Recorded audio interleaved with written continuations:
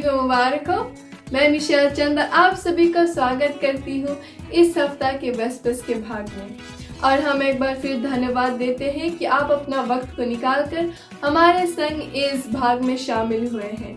और हम आशा करते हैं कि आप इस पेंडेमिक में अभी अच्छा है, और अगर आप नहीं हैं तो हम आप सभी के लिए प्रार्थना करेंगे और हम प्रभु से ये मांगेंगे कि आप सही सलामत रहें और इस भाग को एंजॉय करते रहें। और जैसे अभी तो फीजी में जो मौसम है वो गर्मी के मौसम चल रहा है, तो हम आशा करते हैं कि आप हाइड्रेटेड रहें और अपना सेहत का ख्याल रखें, मास्क पहने, और जहाँ जो भी देश से आप देख रहे हैं आप अपना जो कोविड-19 प्रोटोकॉल्स है वो भी फॉलो कीजिए।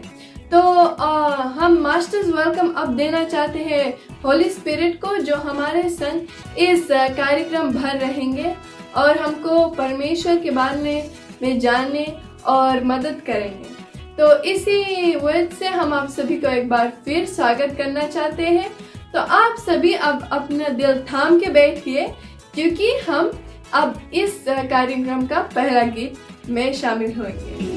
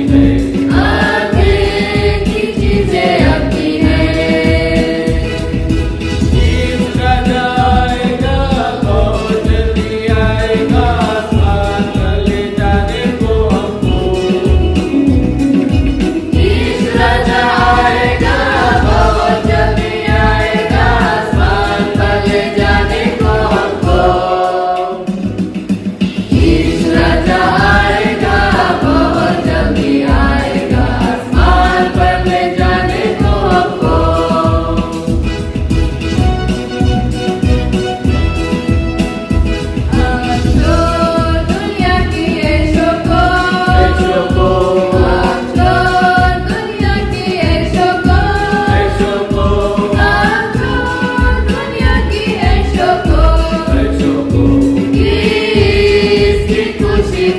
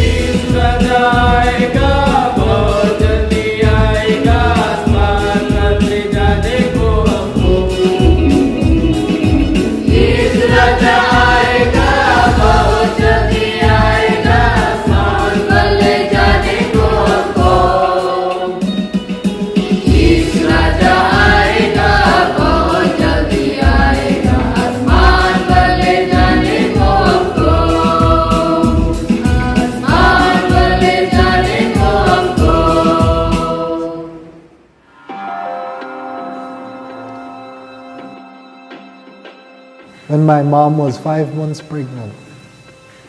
She had complications and she had to be rushed to the emergency ward at the Carl Hushner Memorial Hospital here in Belize. The doctor saw that this is in his eye a miscarriage. So he removed the baby, and when my mom came to when she recovered, the doctor was there and my mom asked the doctor, "Where is my baby?"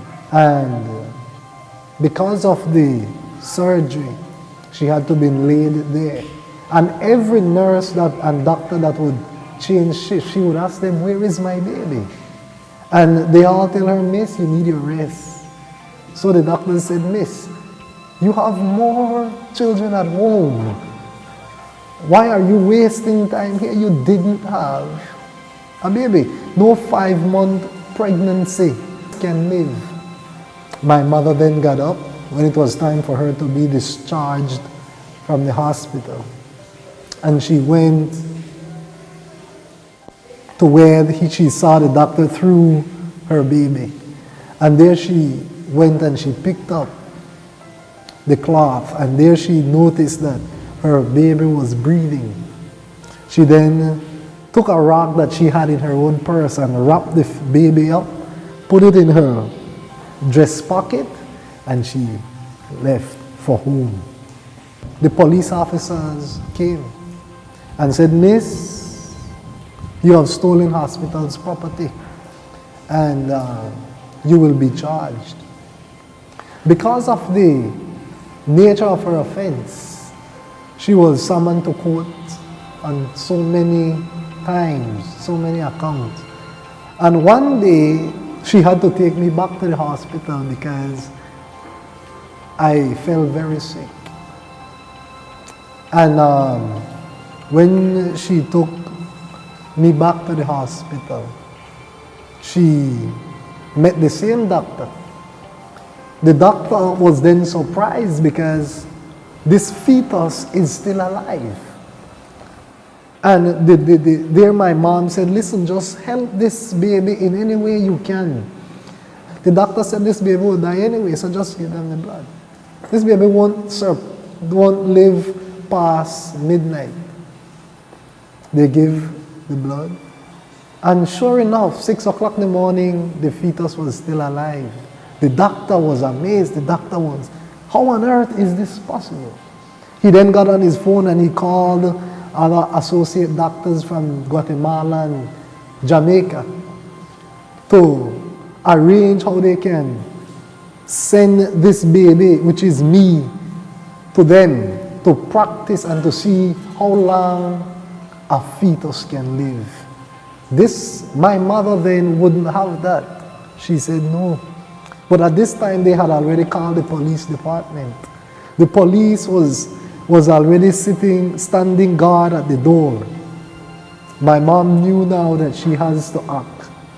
She must act. So she then went to a ward on the other side and she caused a commotion there. The officer was then distracted and she went into the ward, picked up her little baby, put me back in her pocket and went home. It's amazing because the devil is very shrewd. He knows that God has power. And I am encouraged by this story because when I was premature, I was so powerful that it took police officer to guard my doors. So I know that God have a plan.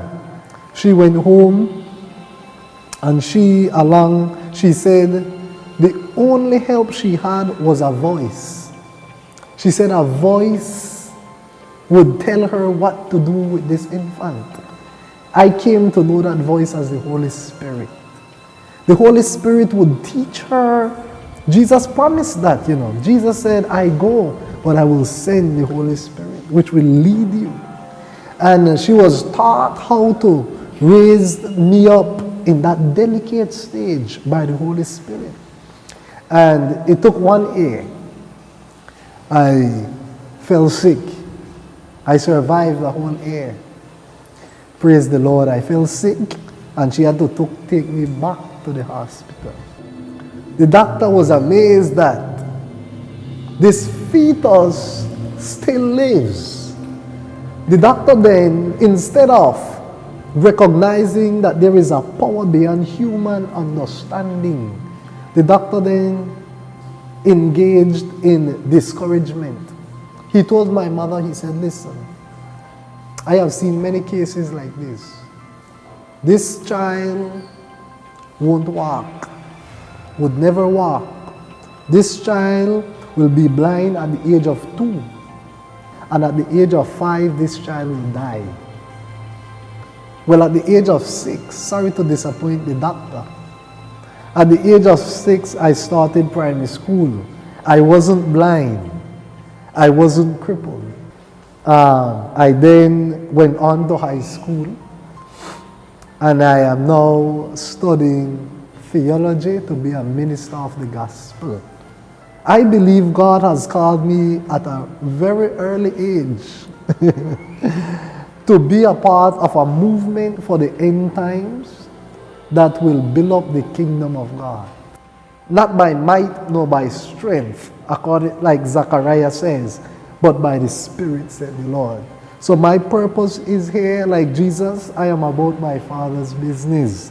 And I can always hear in the back of my mind, my mom's voice saying, remember that you should have been dead long time, but God have you here for a reason,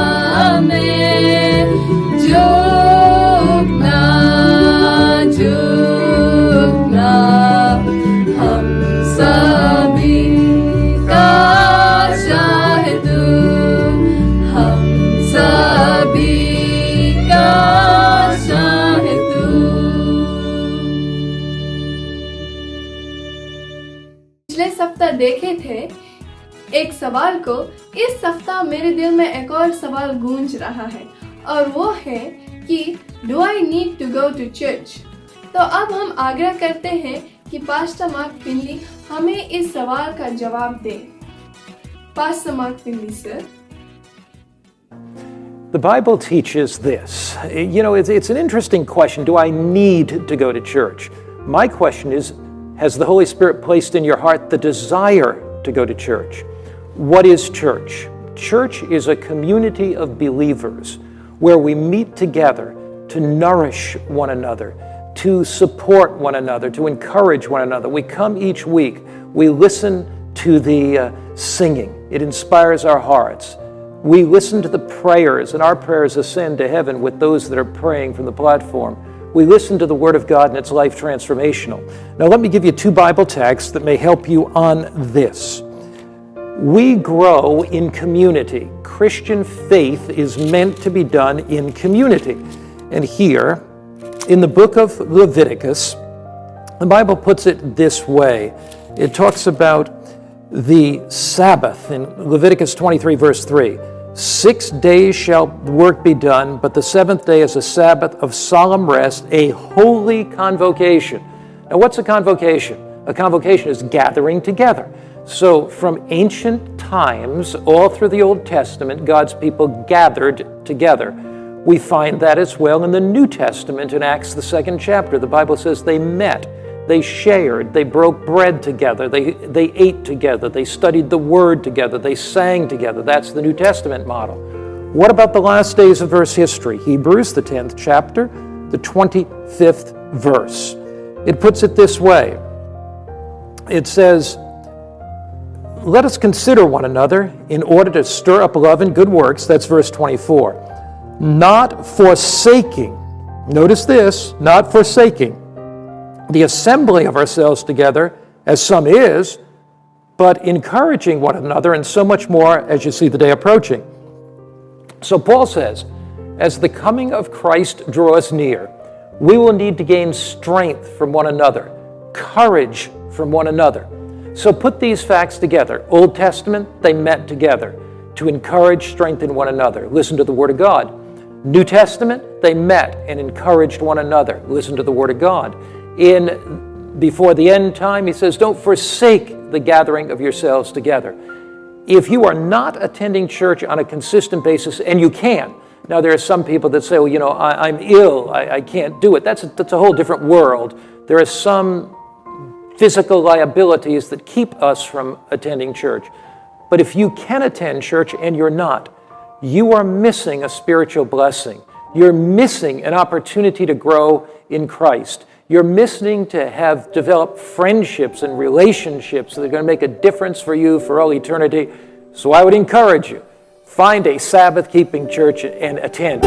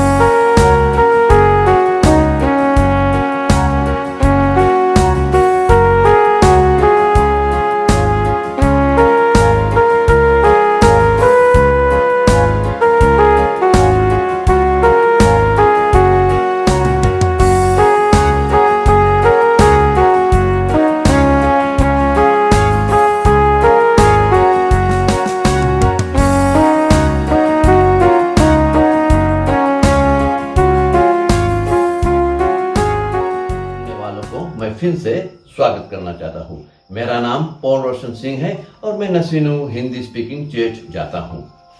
आज के जो हम लोग का topic है उसके बोल है benefits of aloe vera and it's side effects. Benefits of aloe vera and it's side effects. ये जो जानकारी है या इंफॉर्मेशन है, मैं एक मैगजीन जो हेल्थ फीड मैगजीन से निकाला गया और उसको अपडेट भी किया गया जुलाई 2, 2020। और इसमें कुछ डॉक्टर लोग भी काम किए हैं, जैसे डॉक्टर रुशाली एंचिकर है, डॉक्टर रघुवंश सिंह है। ये एलोवेरा के बारे में कुछ रिसर्च जरूर किया है और अपन विचार भी इसमें डाला है। रेवलेशन चैप्टर 22 वर्स 2 में कहता है, और नदी के इस पार और उस पार जीवन का पेड़ था, उसमें 12 प्रकार का फल लगते थे और वह हर महीने फलता था, और उस पेड़ के पत्तियों से जाति जाति के लोग चंगे होते थे। तो परमेश्वर पेड़ को जो पत्तियां है उससे काफी लोग चंगाई पाते हैं। बहुत लोग विश्वास करते हैं जो ये पेड़ है, जो ये एलोवेरा पेड़ है, एक आशीष की तरह परमेश्वर बनाया, ब्लेसिंग की तरह बनाया है, क्योंकि इसमें बहुत के प्रकार के दवा है। और इस दुनिया में लगभग रिसर्च के मुताबिक 300 स्पीसीज के प्रकार के एलोवेरा पाया जाता है, और उसमें से 4 स्पीसीज है जिसमें दवा के रूप में इस्तेमाल करते हैं। ये जो एलोवेरा है ये लोग घर के भीतर भी बो सकते हैं और बाहर भी बो सकते हैं। ये ट्रॉपिकल क्लाइमेट्स में होता है, जैसे हम लोग के देश में पानी बहुत होता है, पड़ता है, और लोग क्या करते हैं एग्रीकल्चर के लिए भी बोते हैं और कुछ कुछ दवा के कारण से भी बोते हैं। और ये जो है लोग अपन घर में भी रखते हैं ताकि घर की सुंदरता बढ़ सकते हैं, और होटल वगैरह भी पाया सकते हैं। और ये जो एलोवेरा है बहुत से प्रोडक्ट्स में मिलता है। जब हम लोग फार्मेसी जाए या केमिस्ट जाए या दुकान में जाए तो बहुत से जो प्रोडक्ट्स है, जैसे है स्किन लोशन है, कॉस्मेटिक्स है, ऑर्नामेंट्स है, डिटर्जेंट्स है, साबुन है, फेशियल जो टोनर्स है, आफ्टर शेव है, लिप बाम है, शैम्पू है, क्रीम है, और 13 प्रकार की क्रीम में आप देखेंगे ये जो एलोवेरा है उसके छाप या फोटो लगा हुआ है। यानी कि ढेर से जो प्रोडक्ट है एलोवेरा को इस्तेमाल करते हैं। एलोवेरा 2 तरह से लोग इस्तेमाल करते हैं। कुछ लोग जेल के तरह भी इस्तेमाल करते हैं, वो जेल है ये जेल की तरह भी बनाकर इस्तेमाल करते हैं। और कुछ लोग हैं जो पाउडर के रूप में भी ये बनाकर, ये जो पाउडर है पाउडर के रूप में भी बनाकर इस्तेमाल कर सकते हैं। और ये जो एलोवेरा है इसमें बहुत से पानी है, आप लोग देखिए इसमें कैसे ढेर से पानी निकलता है। तो इसी पानी के कारण से जब हम लोग इस्तेमाल करें तो हम लोग के जो चमड़ा में बहुत सांस से नरमता लाते हैं, क्योंकि उसमें ढेर से पानी है।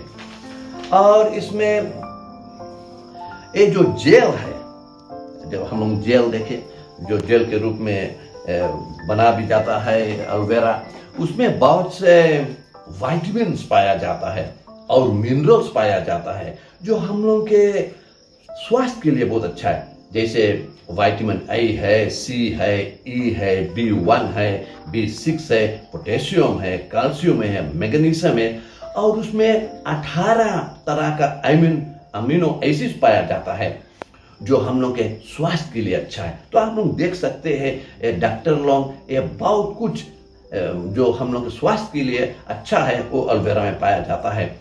ये जो हम लोग के इम्यून सिस्टम है, जो जब हम लोग के बीमारी हो तो हम लोग के इम्यून सिस्टम लड़ते हैं, तो ये इस्तेमाल करने से उसको काफ़ी फायदा होता है। और जो एथराइटिस है उसको भी काफ़ी फायदेमंद होता है। और जो हम लोग के घाव वगैरह हो जाते हैं तो लोग उसको भी काफ़ी इस्तेमाल करते हैं, उसको ऊपर डाल के बांध देते हैं और हम लोग के घाव भी काफ़ी अच्छा हो जाते हैं। और नौसा में भी काफ़ी इसमें फ़ायदा। नौसा वो है जब हम लोग पेट गड़बड़ाते रहते हैं, गड़बड़ आवाज़ करते हैं, इसी कारण से कभी कभी हम लोग बासी खाना खा लेते हैं, या वायरस के कारण से या फ्लू के कारण से ये हम लोग के पेट गड़गड़ाने रहते हैं। तो एलोवेरा इस्तेमाल करने से इसको काफ़ी फ़ायदा मिलता है। रिसर्च के मुताबिक इसके एलोवेरा के अंदर में बहुत से एंजाइम पाया जाता है। वो एंजाइम है जो हम लोग के बाल कभी कभी अच्छा बढ़ते नहीं, बाल के बढ़ाने के लिए लोग बहुत इस्तेमाल करते हैं। और ये क्या करते हैं, वैसे निकाल कर उसके जेल के, जैसे हम बूढ़ में दो कमती बार है तो पूरा स्काल्प में ऐसे लोग लगा लेते हैं। तो उस कारण से स्काल्प में लगाने से क्या होता है, जो हम लोग के बाल है अच्छी तरह से जमता है और जो बाल है वो गिरता भी नहीं है। और जो हम लोग के कैंसरस ग्रोथ कभी कभी होता है तो ये इस्तेमाल करने से उसको काफ़ी कम करता है।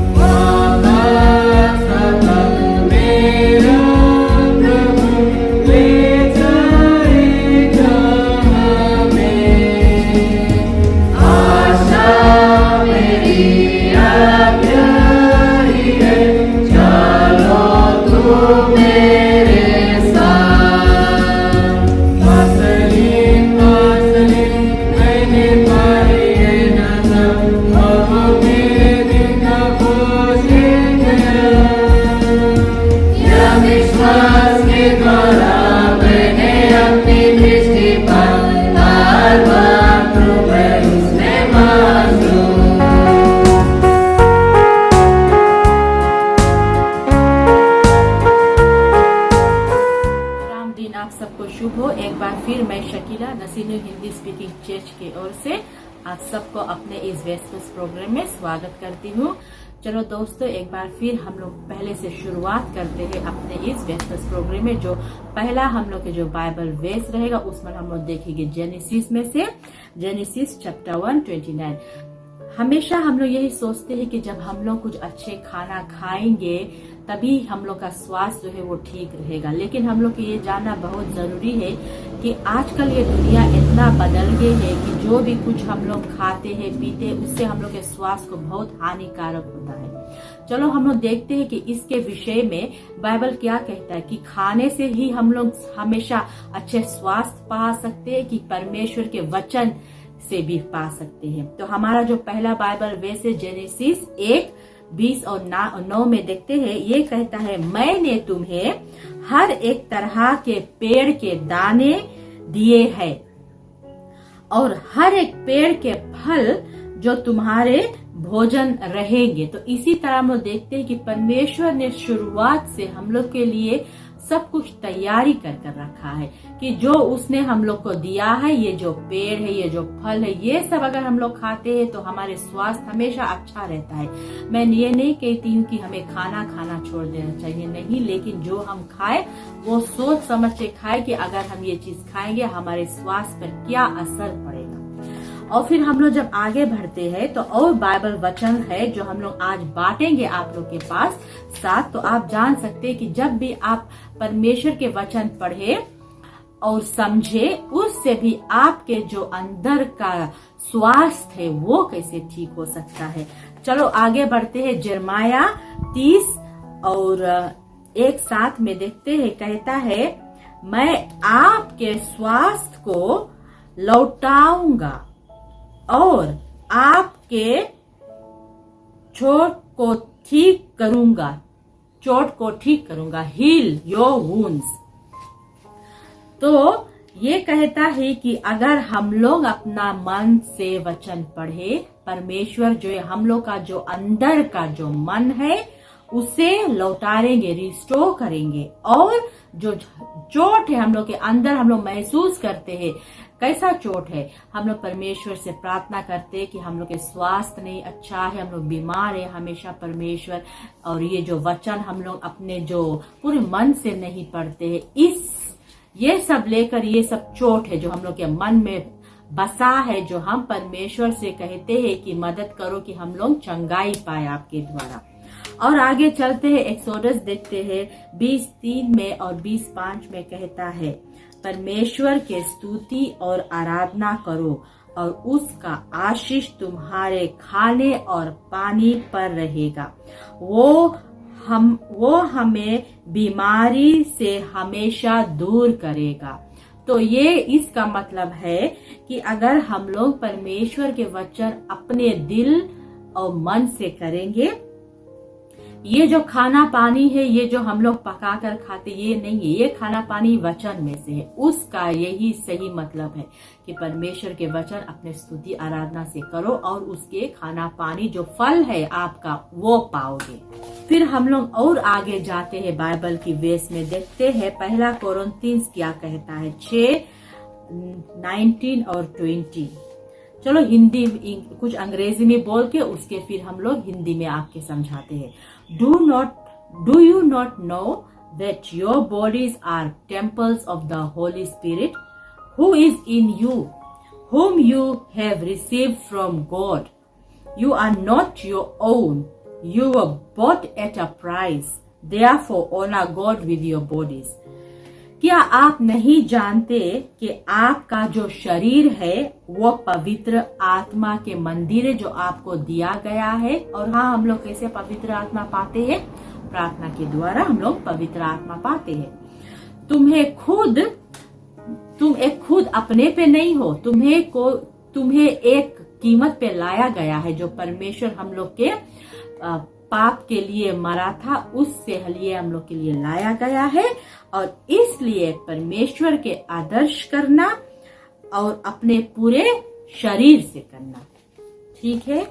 तो जैसे हम लोग पढ़ते हैं ये सब वचन के बारे में, मैं उम्मीद करती हूँ कि आप लोग ये अच्छे से सुनेंगे कि जैसे हम लोग के जो रोज का खाना पानी है वो नहीं है सब कुछ, ये जो हम लोग के अच्छे स्वास्थ्य मिलते हैं। हमेशा हम लोग अपने दुनिया में खो जाते हैं और सोचते हैं कि आज मैं ये खाऊंगी और इससे मेरा जो शुगर लेवल है या प्रेशर है वो नॉर्मल रहेगा। नहीं, वो सिर्फ एक हिस्सा है आपके जीवन में अच्छे स्वास्थ्य के लिए। लेकिन अच्छे स्वास्थ्य खाने से भी, और जो स्वास्थ्य आप चाहते अपने मन के शांति दे और दिमाग के शांति दे, उससे आप और आशीष पाएंगे और अच्छा महसूस करेंगे जब आप सुबह सुबह ये वचन है जो ये लेंगे अपने अंदर। जिसे कहता है, there is no health without mental health. जब तक आपके दिमागी हालत ठीक नहीं है, आप कुछ भी खाए कुछ भी करे, आपके जो जो दही है वो ठीक नहीं रहेगा। इसलिए जो आप सोचे समझे वो भी एक तरह की दवा है आपके दिमाग के लिए, जो बहुत जुड़े हैं आपके स्वास्थ्य के साथ। सो चलो और आगे बढ़ते हैं, एक दो और वचन देखते हैं और क्या ये कहता है। जेम्स की पुस्तक है 2:14 और 17 में कहता है, मान लो एक भाई और बहन को आप मिलते हैं और वो लोग के पास कपड़े नहीं है, खाने के कुछ नहीं है और भूख से मर रहे, लेकिन जब आप उन लोग को मिलते हैं आप कहते हैं कि आप दोनों शांत रहना, अच्छे से खाना मिलेंगे, खाना और अच्छे से कपड़ा पहनो और अच्छे से रहो। आप सिर्फ बोलते हैं ये शब्द लेकिन कुछ करके देते नहीं है। तो इसका क्या मतलब है? इसी तरह अगर हम लोग आगे देखें, आप सिर्फ कहते हैं लेकिन कुछ करते नहीं है। इसी तरह से विश्वास जो है, अगर आप कुछ नहीं किया तो ऐसा है कि आपको वो विश्वास जीवित नहीं है। कहता है कि what is good in this, in the same way, जैसे अभी मैंने कहानी बताई भाई बहन के बारे में, उसी तरह आपका जो विश्वास है, अगर आप विश्वास करते हैं कि हाँ मैं ये चीज करूंगी, रोज सुबह उठकर परमेश्वर के वचन पहले लूंगी अपने अंदर जो हमारे स्वास्थ्य के लिए अच्छा होगा, सोचेंगे लेकिन करेंगे नहीं, तो यही वही मतलब हो गया इस कहानी की तरह कि सिर्फ आप बोलते हैं और उसके लिए कुछ करते नहीं है। इसी तरह से आपका जो विश्वास है वो जीवित नहीं है। हमारा जो आखिरी बाइबल का वर्स है आज इस वेस्पर्स प्रोग्राम के, चलो हम लोग देखते हैं मत्ती की पुस्तक में 11:28 पर कहता है, आओ मेरे पास थकित और पीड़ित लोगों जो बोझ से दबे हुए हैं और मैं तुम्हें आराम दूंगा। परमेश्वर हम लोग के एक वादा करता है कि भले आप थके हैं, बोझ से लड़े हुए हैं, आप दबे हुए हैं कोई भी दुख तकलीफ से, आओ मेरे पास और मैं तुम्हें आराम दूंगा। और इस आराम से जुड़ा है हम लोग के स्वास्थ्य। अगर हम लोग आराम करेंगे और हम लोग प्रभु के वचन में जाएंगे, अच्छे से नींद आई हम लोग के, ये हमारा जो स्वास्थ्य उससे भी जुड़ा है कि जैसे हम लोग वचन पढ़े, शांति पाए, आराम पाए मन में, ना कि अच्छे से खाना खाकर सो जाए कि मेरा पेट भर गया है और आज मैं अच्छे से सो जाऊंगा। लेकिन जब तक आप परमेश्वर के वचन नहीं लेंगे तब तक आपको शांति नहीं मिलेंगे और आपके स्वास्थ्य भी ठीक नहीं रहेगा। इसीलिए अगर आप मन की शांति चाहते हैं और जो आपसे आपके स्वास्थ्य से भी जुड़ा है, तो हमेशा सोने से पहले परमेश्वर के वचन को लीजिए, उठना सब सुबह को परमेश्वर के वचन को लीजिए और आप देखेंगे कि आपके जिंदगी में, आपके स्वास्थ्य में कितना बदलाव आएगा। क्योंकि अगर आप कुछ करने से पहले कुछ जो चीजें आपको नहीं करना है, लेकिन अगर आप सोचेंगे कि हाँ मैंने परमेश्वर के वचन में पढ़ा था कि वो हमें सब कुछ देगा, तो आज चलो ये चीज मैं ना करूं, तो इससे भी आपके जो स्वास्थ्य वो जुड़ेगा ना। अगर कुछ आप हानिकारक लेंगे और फिर लेने से पहले परमेश्वर के वचन को याद करेंगे, तो जरूर आपके जो स्वास्थ्य है वो अच्छा रहेगा। चलो ये थे आज हमारे एक छोटे से जो वेस्पर्स प्रोग्राम का हेल्थ टॉक रहा, जो बाइबल से ही जुड़ा था। और अगले आने वाला सप्ताह और भी कई सप्ताहों में हम लोग और कुछ अच्छे विचार और वचन साथ में बांटेंगे। एक बार फिर से मैं सबको धन्यवाद देती हूँ कि जहाँ कैसे आप लोग हमारे साथ चुनीने हमारे इस सोशल मीडिया पेज में, फेसबुक में जरूर हमारे इस प्रोग्राम को लाइक कीजिएगा कि हमारे फॉलोअर्स और बढ़ सके और हम लोग परमेश्वर के वचन दुनिया भर में बांट सके। एक बार फिर चलो हम लोग ये प्रोग्राम समाप्त करने से पहले प्रार्थना में जाए। दयालु शक्तिमान पिता परमेश्वर, दो जहाँ के मालिक, आज हम लोग बहुत धन्यवादी है परमेश्वर आपके कि आपने आज हम लोग की मदद किया, बुद्धि ज्ञान दिया कि आपके द्वारा हम लोग एक छोटा सा वचन जो है हम लोग अपने स्वास्थ्य पर हमारे जो दोस्त लोगन है दुनिया भर में उन लोग से बांट सकते हैं। ऐसे ही मदद करना कि आने वाला सप्ताह में भी कि हम लोग के और भी फॉलोअर्स मिले, कि हम लोग और आपके वचन पूरा दुनिया में बांट सके परमेश्वर। जैसे हमारा जो मिशन है मैं जाऊंगा, उसके द्वारा हम लोग सब मिलकर साथ में काम करें और परमेश्वर के वचन ले और आपके काम आगे बढ़ाए। एक बार फिर धन्यवादी है सब कुछ के लिए। और अपने जो दोस्तों लोग हैं जो हम लोग इस प्रोग्राम को इस समय सुन रहे हैं, मदद करना सबको इस विश्राम दिन में, सबको आशीष देना परमेश्वर। ये विनती आज हम अपने मुक्तिदाता प्रभु यीशु मसीह के नाम से मांगते हैं, आमीन। धन्यवादी है सबको इस प्रोग्राम को सुनने के लिए।